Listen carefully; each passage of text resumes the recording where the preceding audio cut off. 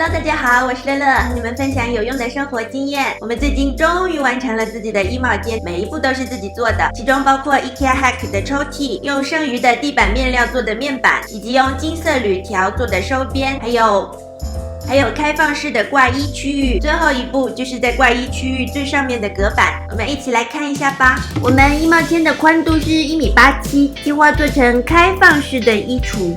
抽屉的部分，我们决定用 IKEA 的 Method 厨房柜，因为深度有60厘米，比大部分的抽屉柜都深。抽屉带缓冲功能，而且网上的案例蛮多的，比较好 hack。IKEA 的网站可以自己做厨房设计，不算难用。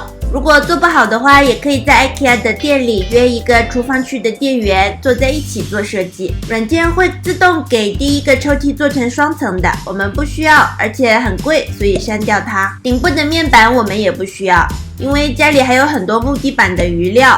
IKEA 自带的柜角和踢脚线是8厘米高，我们为了节省层高，换成更短小的5.8厘米的，和家里的踢脚线等高也比较好看。可以看到我们 IKEA 采购的总价是930哦。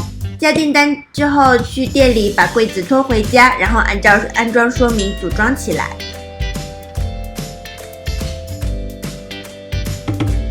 组装好抽屉柜之后，就把木地板拼起来。切成我们需要的187厘米，用胶水固定在柜子的顶部，然后就可以拆掉抽屉的保护膜啦。3个柜子加起来比房间还要略短，左右各有35毫米的缝。IKEA 并没有专门的细条可以买，所以要搜索80厘米高的侧板，然后选最便宜的白色就可以了，16欧。我们把它切成需要的尺寸，塞进去之后再用填缝剂填上墙壁和细板的缝隙。木地板的截面用 L 型的铝条贴上，我们的玄关也用了同样的手法，有兴趣的话可以看一看那个视频哦。挂衣服杆的支撑件是某宝买的，白色的比较隐形，用膨胀螺丝固定在墙上。最上面的置物板还是用多余的木地板做的，也用金色的铝条收边，这样就完成了。